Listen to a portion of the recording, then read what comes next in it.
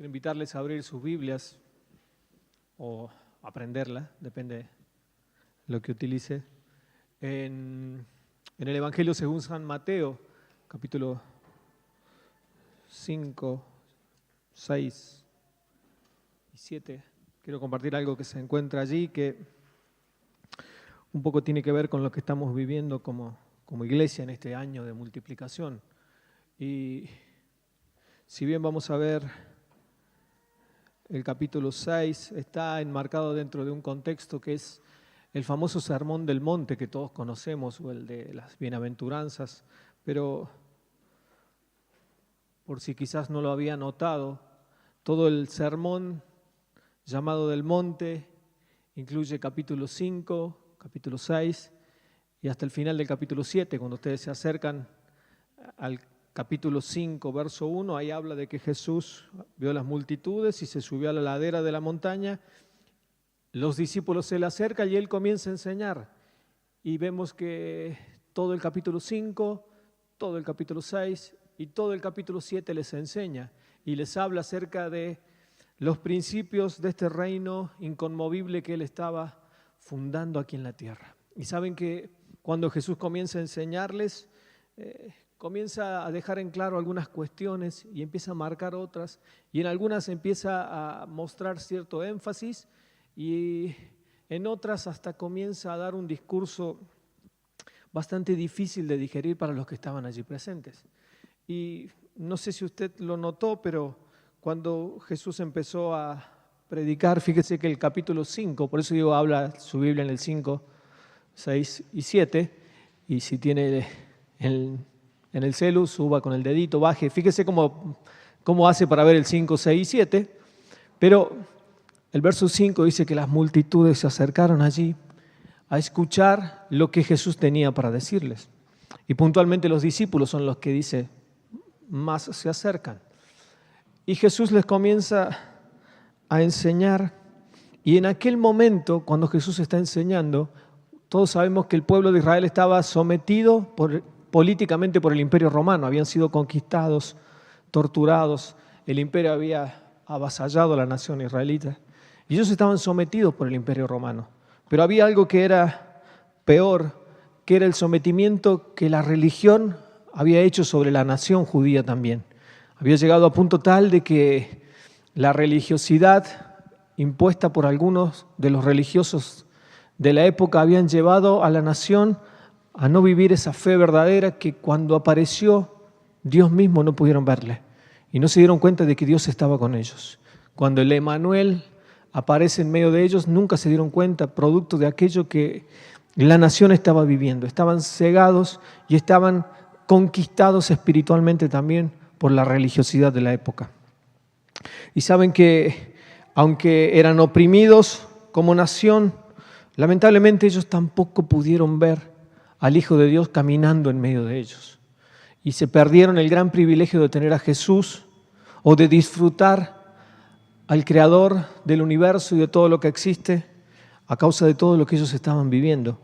Pero quiero que me acompañen y que vea allí en su Biblia, antes de que nos tomemos un tiempo para orar, que a aquellos que tienen Biblia les va a resultar mucho más fácil de que el capítulo 5, luego de las bienaventuranzas, Jesús empieza a hablarles a ellos y en 6 ocasiones, ahí en el capítulo 5, noten ustedes de que Jesús les dice, oyeron que les fue dicho, y les habla acerca de el homicidio, el adulterio, el divorcio, los juramentos, el ojo por ojo. Y en cada uno de los casos Jesús les dice, pero ahora yo les muestro algo mejor. Usted tiene su Biblia, fíjese que 6 veces Jesús le dice, oyeron que les fue dicho, no matarás, pero ahora yo les digo, oyeron que les fue dicho, no cometerás adulterio, pero ahora yo les digo que, y les enseña un nivel más excelente que tiene que ver con principios del reino. Pero llega el capítulo 6, que es donde quiero que enfaticemos ahora, y Mateo capítulo 6, y comienza hablando dentro del mismo sermón acerca de 3 cuestiones puntuales que tienen que ver con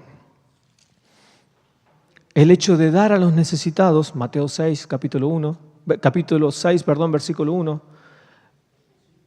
Capítulo 6, verso 5, Jesús hablando acerca de la oración, donde se encuentra el famoso Padre Nuestro. Y el capítulo 6, verso 16, Jesús les habla acerca del ayuno, ¿no? Y por eso voy a disfrutar los que tienen Biblias, así no tienen que andar con el dedito para arriba ni para abajo. Pero no sé si se dieron cuenta que el sermón sigue, el mismo capítulo 6, y Jesús empieza a confrontar otras cuestiones que no solamente abarcan el capítulo 6, sino que ya abarcan el capítulo 7 antes de terminar el famoso Sermón del Monte. Y Jesús marca ahora algunas cuestiones que tienen que ver con órdenes específicas. Jesús les dice: no se afanen por nada, no te afanes, no te afanes por nada. Jesús les dijo, entre otras cosas, que ellos tenían que llamar y se les iba a abrir. Jesús les dice que no solamente no juzguen, sino que les empieza a dar órdenes específicas. Entonces, cuidado de los falsos profetas, y les empieza a dar órdenes.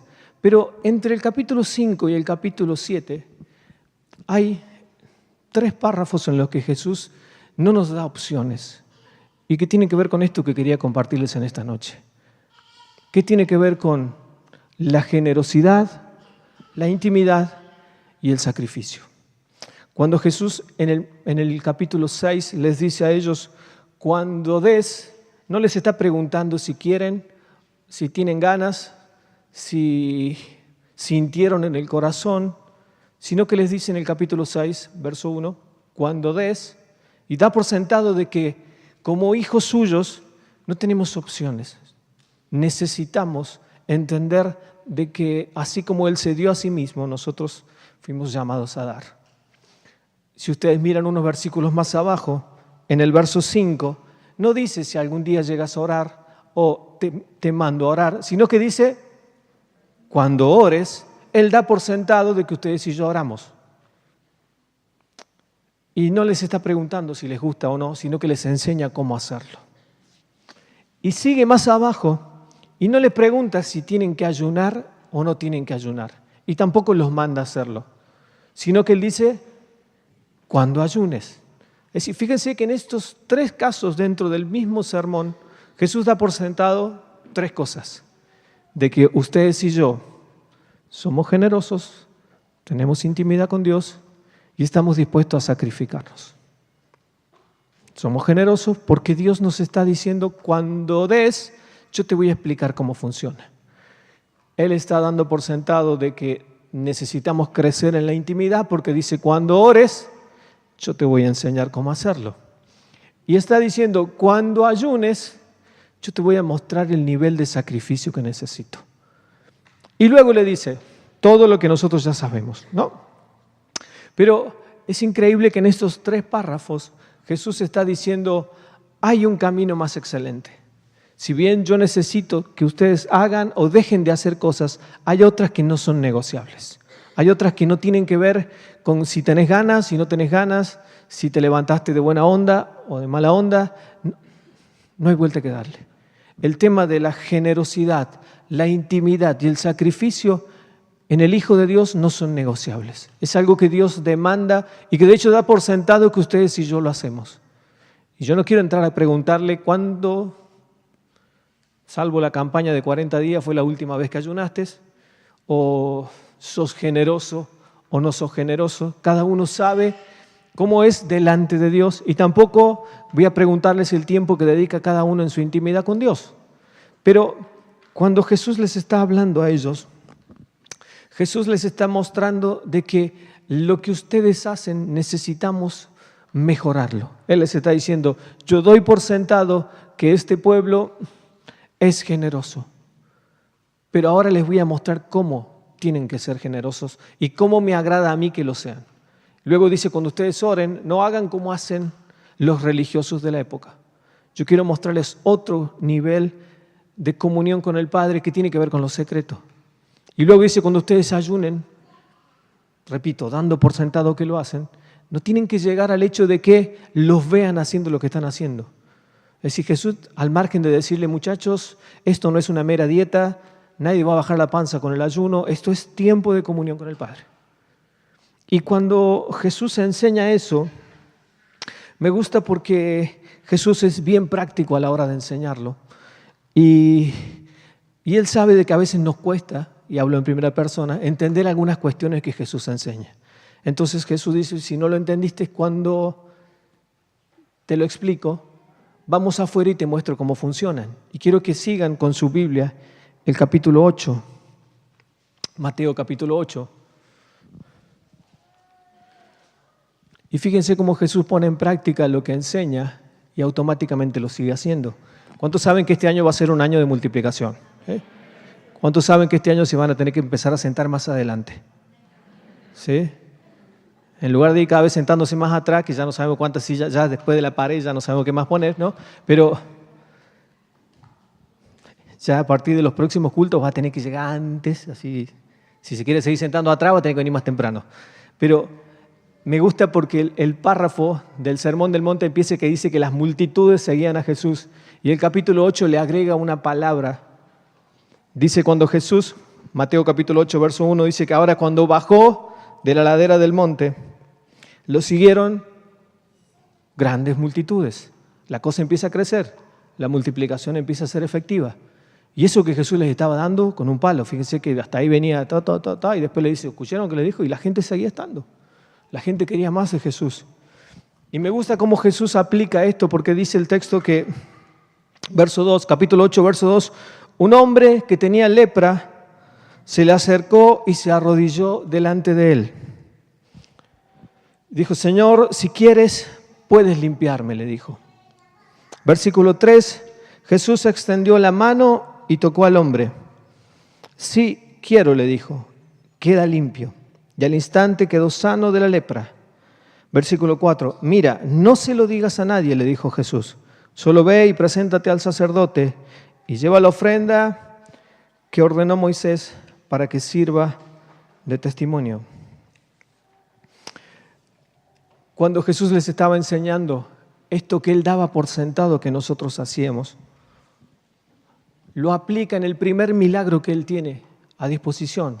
Fíjense que Jesús, dijimos que Él les estaba hablando de la generosidad, de la intimidad y del sacrificio. Cuando Jesús se encuentra, dice el verso 2, que se encuentra con ese leproso, Jesús muestra su generosidad al sanarlo.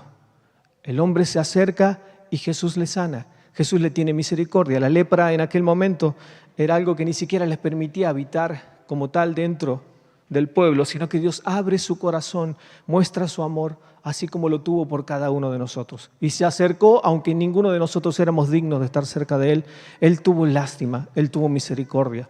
Jesús mostró su amor al acercarse a ese leproso y darle lo que él necesitaba. Hasta el día de hoy hay gente que tenemos a nuestro alrededor que están esperando que como hijos de Dios mostremos esa generosidad. Hay gente que está esperando que le demos lo que está necesitando. Hay gente que nos está pidiendo aquello que nosotros tenemos. Hay gente que necesita que alguno de nosotros nos acerquemos y le digamos, quiero, sé limpio. ¿Cuántos dicen amén? Fíjense que Jesús muestra la generosidad y hace propias y hace carne estas palabras, y Él es generoso. Él da lo que tiene. Él no es mezquino. Necesitas sanidad, Dios te da la sanidad. Dice el texto, sigue hablando. En el versículo 3 dice que Él extiende la mano, toca al hombre y el hombre queda sano.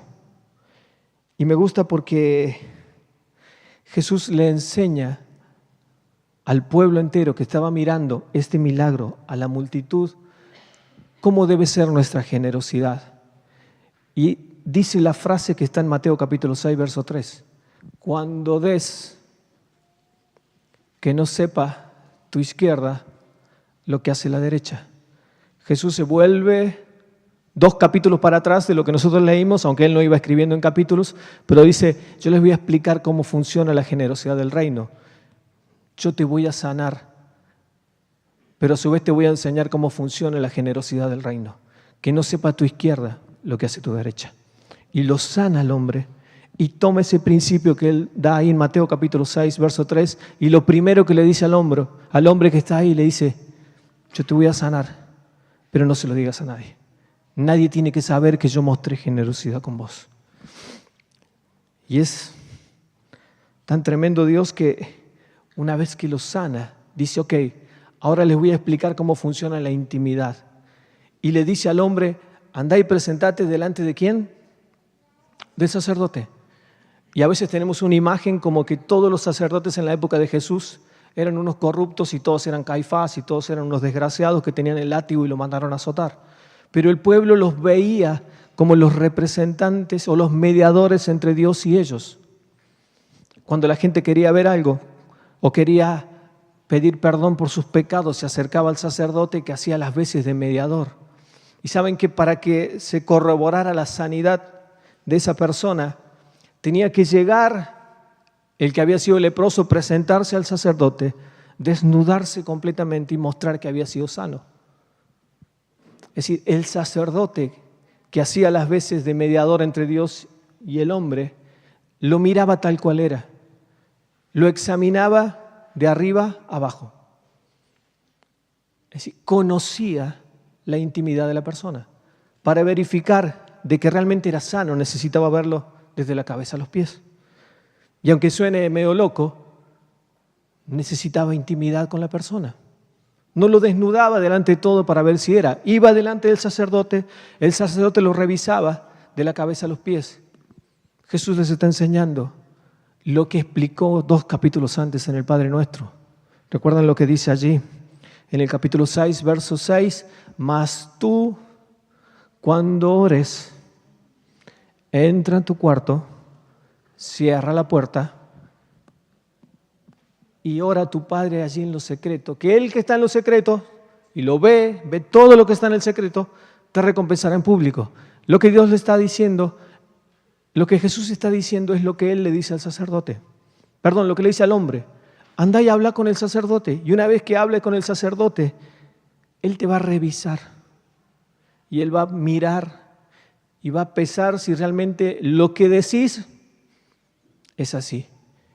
Y saben que hasta el día de hoy Dios está esperando que cada uno de nosotros nos encontremos con Él para pesar si lo que decimos realmente tiene que ver con lo que somos, con lo que hablamos, con lo que vivimos. ¿Se entiende? ¿Me viene entendiendo? ¿O arrancamos de vuelta? Y finalmente le dice en el versículo 4, la última parte, dice, solo ve y preséntate al sacerdote y lleva la ofrenda que ordenó Moisés para que sirva de testimonio. El sacrificio, lo último. Es decir, una vez de que Dios ha hecho todo lo que hizo por nosotros, ustedes saben que la salvación no es algo que nosotros pagamos, pero vamos a vivir agradecidos toda la vida por lo que Dios hizo por nosotros. No hay forma en la que ustedes y yo podemos hacer algo que movilice a Dios a decir, wow, qué bien, la verdad que te pasaste. Dios nos sigue teniendo lástima cuando nos acercamos. Sin embargo, aún en eso, nuestro sacrificio delante de Dios debe ser cada día más excelente. Y cuando este hombre se presentaba delante del sacerdote y se encontraba cara a cara con él, necesitaba llevar algo como una ofrenda delante, reconociendo de que Dios había hecho algo, reconociendo de que no podía ir al sacerdote de cualquier manera. Y no es que le cobraba el sacerdote, sino que estaba establecido en la ley de que para llegar ahí había que llegar con un sacrificio. Cuando ustedes y yo nos acercamos a Dios, Dios hizo tanto por nosotros. No sé ustedes, pero si fuera que tuviésemos que pagar por todo lo que Dios hizo en cada uno de nosotros, empezando por la salvación, siempre estaríamos en deuda con Él, al menos yo. Y creo que cada uno de nosotros seguimos estando en deudas con Dios. Y así como Dios no nos está pidiendo que paguemos la salvación, lo menos que podemos hacer es darle a Dios un sacrificio excelente cada día. Que ustedes y yo nos podamos acercar a Dios y en lugar de estar menospreciando con nuestras vidas aquello que Dios hizo en la cruz, ser agradecidos y entender de que por amor a Dios hacemos lo que hacemos. Si hoy estamos acá un miércoles no es porque no tenemos nada que hacer, sino porque queremos crecer en el sacrificio de estar en la presencia de Dios. La generosidad, la intimidad y el sacrificio no son opcionales en los hijos de Dios. Y Dios nos lleva a que podamos ir avanzando cada día un poco más en lo que hacemos. Saben que el verso 17 termina diciendo, Mateo 6, 17, pero tú cuando ayunes, perfúmate la cabeza, lávate la cara para que no sea evidente ante los demás. A ver, Dios sigue pidiendo de cada uno de nosotros ese esfuerzo, no por pagar aquello que es impagable, sino para que demos lo mejor en todo lugar donde estemos. Dios sigue esperando que como hijos suyos, en todo lugar donde estemos, sea levantado ese sacrificio que Dios está demandando. Y saben que mientras más nos sacrificamos por Dios, y quiero que me entienda por favor en lo que estoy diciendo, no estoy diciéndole que tiene que ver ni con activismos, ni con tratar de hacerse ver, ni de mostrar, sino que cuando usted y yo mostramos gratitud a Dios y lo hacemos honrándolo, sirviendo, estando, participando, Dios se siente feliz. Él entendió de que ustedes y yo somos agradecidos y estamos dispuestos a hacer una milla más de lo que Él nos ha pedido. Yo quiero que terminemos este tiempo, esta breve reflexión, y luego vamos a estar orando, mientras los chicos después nos pueden poner ahí un poquito de lo que estuvimos hablando. Pero antes de tomarnos este tiempo de oración, yo quiero invitarle, por favor, de que usted se ponga de pie. Y recuerdan que en base a lo que decíamos recién, yo no sé cuál es tu nivel de generosidad, pero vamos a tomarnos un tiempo para bendecir a Dios aún con nuestras ofrendas. Y cuando uno está ofrendando a Dios, uno no simplemente está dando dinero, uno está entregando parte de aquello que Dios nos ha dado. Y si recién decíamos que Dios es excelente, que nos ha dado todo, que nunca nos deja faltar nada y que todo lo que nos dio es mucho más de lo que merecemos, imagínense si nuestra generosidad debe ser escasa. Por supuesto que no. Necesitamos entender de que Dios demanda de nosotros todo. Y aún todo es el bolsillo y todo es la billetera. Y todo lo que tenemos le pertenece a Él. ¿Cuántos están dispuestos a crecer en la generosidad para con Dios? Se acabaron los amén, ¿no? ¿Cuántos quieren crecer en la generosidad? ¿Sí? Amén. ¿Cuántos quieren crecer en la intimidad con Dios? Amén. ¿Cuántos quieren crecer en el sacrificio? Amén.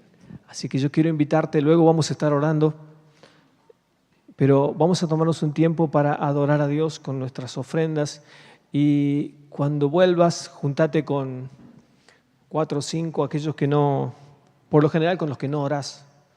Invita a alguno que por lo general no ore con vos, o alguno con los que por lo general no te relacionas mucho, y tómate un tiempo para orar. Y vamos a orar por esto que hablábamos recién. ¿Están los motivos, chicos? ¿Sí? Ahí van a estar los motivos para que estemos orando mientras nos juntamos. ¿Sí? ¿Se ve bien? Oramos para que la generosidad que viene del Padre sea manifiesta en nuestras vidas y podamos ver dónde reflejarla sabiamente. Oremos para que podamos crecer en la intimidad con Él de tal manera que sea evidente en nuestro diario vivir. Oremos anhelando subir nuestro nivel de compromiso en la extensión del reino, y oremos para que la generosidad, la intimidad con Dios y el sacrificio se vuelvan un estilo de vida en nosotros. Señor, te bendecimos y te honramos, te damos gloria, ponemos delante de tuyo nuestros corazones, pero ponemos delante tuyo también aún aquellas cosas que nos faltan. Queremos ser cada día mejores hijos tuyos, queremos ser más excelentes en todo lo que hacemos. Queremos honrarte, queremos bendecirte, y aún te pedimos que recibas nuestras ofrendas como un perfume agradable delante tuyo, Señor. Queremos crecer en la generosidad y reflejarlo cada día y en todo momento. Queremos crecer en nuestra intimidad y mostrarlo y que eso se refleje. Queremos crecer en el sacrificio de estar, de permanecer, de avanzar. Y solamente podemos hacerlo como resultado y en respuesta a todo lo que hiciste por nosotros. Bendecí estas ofrendas y la generosidad de cada uno de tus hijos. En el nombre de Jesús oramos. Amén y amén.